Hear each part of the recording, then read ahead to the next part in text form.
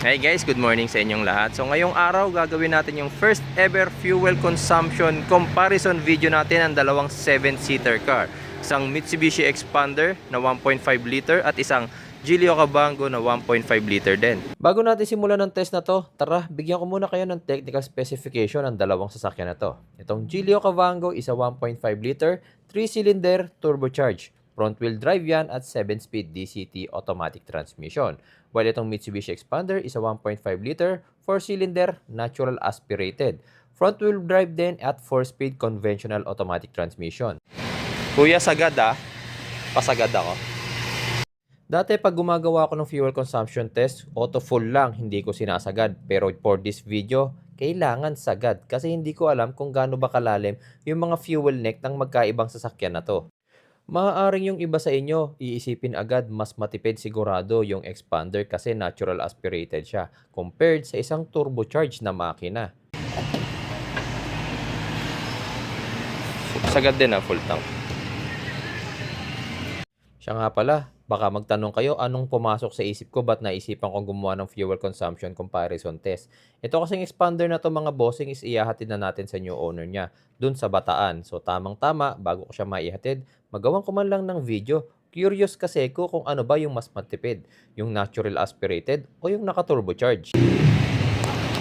Si Mrs. yung magdadrive nitong ating Geely Okavango. Actually, may reason kung bakit siya yung magdadrive tapos ako naman dito sa ating Mitsubishi Expander. So si Mrs. mga bossing, itong Geely Okavango kasi is mild hybrid. So makikita nyo meron yung 48 volts EMS. So the reason kung bakit siya yung magdadrive kasi hindi niya pa masyadong kabisado gamitin yung 48 volts EMS. So hindi natin gagamitin yung pagka-hybrid nito. Mami, pa-turn on nga ako. Ayan. Huwag mo start turn on mo lang. Sabi ko huwag mo start Hindi talaga nakikinig ang mga babae. On mo on. Isang pindot lang. Oh, dalawang pindot pero huwag mo apakan yung brake. Sige pa. Isa pa. Yan. Yan. So papatayin natin yung kanyang smart coasting para masigurado natin na hindi niya magagamit yung pagka mild hybrid nitong Geely Okavango. Tapos wait lang. Re-reset ko yung iyong yung trip computer mo. All clear. Reset all para ma-reset yung kanyang fuel consumption. Okay, then back natin kasi nakabaliktad yung manibela, hindi ko tuloy makakita. So check nyo na lang din guys, ang current odometer ni Mrs. 24,551 pero na-reset na natin yung kanyang trip computer. Isa pa, yan. Okay, tapos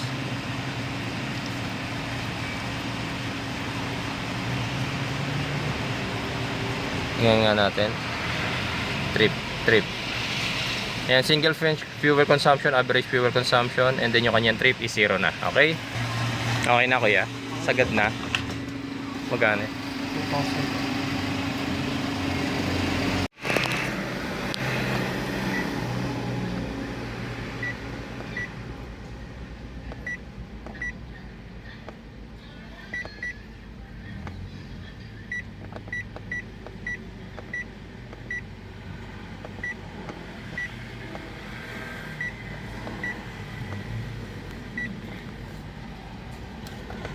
Ayan. So nakapag-reset na rin ako and makikita nyo yung ating odo is 35,254 pero yung trip A natin is na-reset na natin.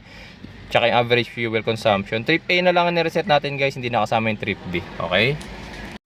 Yan guys, so tapos na natin ipa-full tank yung dalawang sasakyan. Napa-reset na rin natin yung kanilang mga trip reader and babiyahin na tayo. It's already 5:07 or 5:08 na ng umaga. Tara mga bossing, biyahe na tayo. Pagpasensyahan nyo na nga pala kung madilim yung ating video ha. Madaling araw kasi kamay umalis dyan ni Mrs. Isa pa, kung hindi man nakukuha na ng magandang angulo yung ating camera, pagpasensyahan nyo na rin. Dahil tig-isa lang kami ni Mrs. dyan ng sasakyan, wala akong tagahawak. Kaya ang ginawa ko, naglagay lang ako ng suction cup tapos doon ko nilagay yung aking cellphone.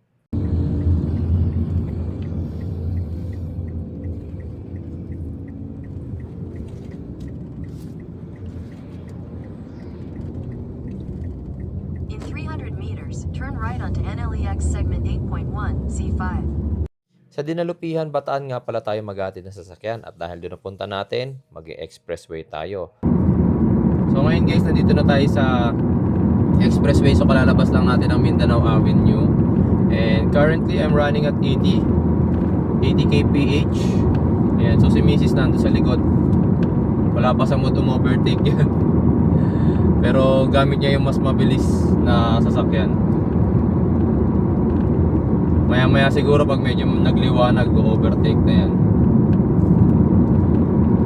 Okay, parang ito na nga eh. Okay na pala si Mrs. nasa unahan na. Fortuner pala tong katabi ko. Ayun si Mrs. nasa unahan, nasa outermost lane. As of now guys, hindi lang ako makapag-video, hindi ko mapakita sa inyo yung dashboard ko. Pero based dito ngayon sa aking gauge na nakakailang kilometers pa lang ako mula nung pumasok kami ng expressway. Based dito sa gauge ko 15.2 kilometers per liter na daw ang consumption nitong expander. Hindi ko lang alam kung ilang fuel consumption na yung kay Gilio Cavango. Ito guys, so currently passing na tayo dito sa Giginto exit. Okay, so Bulacan. And hindi ko pa nakikita si Mrs. Naiwan siya doon sa likod. Pero based dito sa ating fuel consumption kung accurate itong reading ni Mitsubishi Expander, nakaka 18.7 kilometers na daw tayo per liter. 18.7 kilometers per liter, and wow, matipid yun. Swabing takbo lang ako 80, minsan 70, pero hindi na ako tumatakbo ng sobrang bill. Si Mrs. wala yun. Swabing takbo lang ako 80, minsan 70, pero hindi na ako tumatakbo ng sobrang bill. Si Mrs. wala yun. Overtake na naman. O diba? Takbong ano lang ako guys, swabe. Medyo madilim pa eh. Ayoko humahataw ng sobrang pagka madilim pa.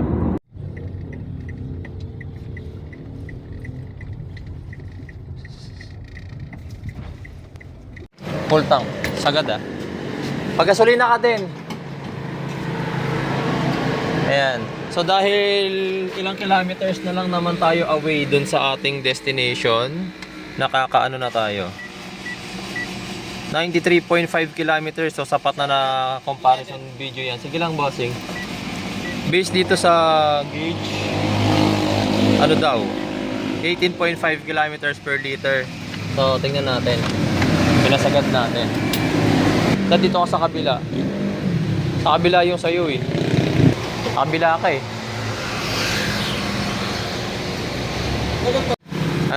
nakailang kilometers ka?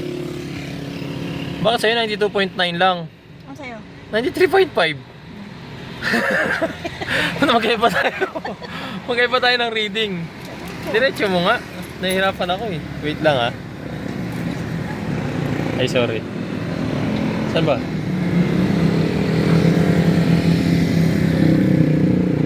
Iba yung tinakbo mo sa tinakbo. Kaya nga, ba't magkaiba tayo? Tingnan nga natin kung ilan daw yung fuel consumption mo. Nagpatay ka na ba? Hindi Ay, kanina. Dito? Kasi akala ko Base dito sa gauge niya, 16.9 kilometers per liter daw siya. Sabi dito sa gauge niya 16.9 kilometers. Ba't mas matipid yung expander ko? 18 something ako. Okay na? Sige. Sagad na. Guys, dahil several kilometers na lang tayo away dun sa destination natin at makapagpagasolina na rin naman tayo, pakita na natin yung resulta. So actually ako muna based dito kay expander, naka 93.5 kilometers daw tayo. Gilio Cavango ilan? 92.6. So hindi sila nagpareho ng reading sa trip. Pero sige, pagpasihan na lang natin yung trip ni expander. So 93.5 divided by 5. 93.5 divided by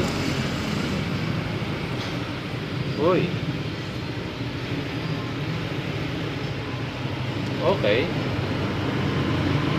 Ako muna. Okay. Sige, reveal.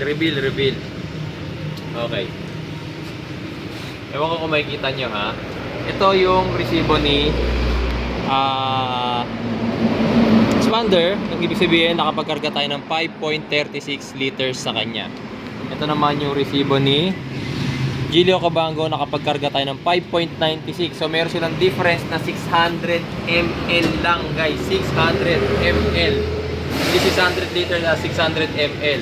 So kung kukumpitin natin ngayon yan, kahit 600 ml lang yung difference na yun, sabi, 93.5 divided by, kunain na natin si expander, 5.36 na kinarga, 17.44 kilometers per liter si expander. Samantala si Gilio Cabango naman, pareho na yun natin, 93.5 divided by 5.96, 15.68 kilometers or 69 kilometers. Mas matipid si expander.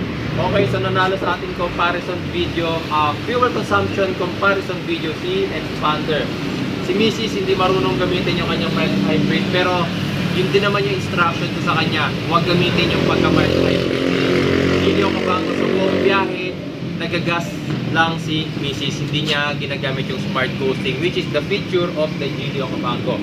Ang malaking ano rito, paano kung marunong si Mrs. o ginamit ni Mrs. yung mild hybrid feature nito, ilan kaya ang naging fuel consumption? Anyway, yung naging basis natin para fair, puro gasoline engine lang, walang gamitan ng hybrid. Okay, so nanalo expander. So tara na, 7 o'clock na, meron pa kaming business meeting dito ni Mrs. kaya mauna na kami sa inyo. Okay?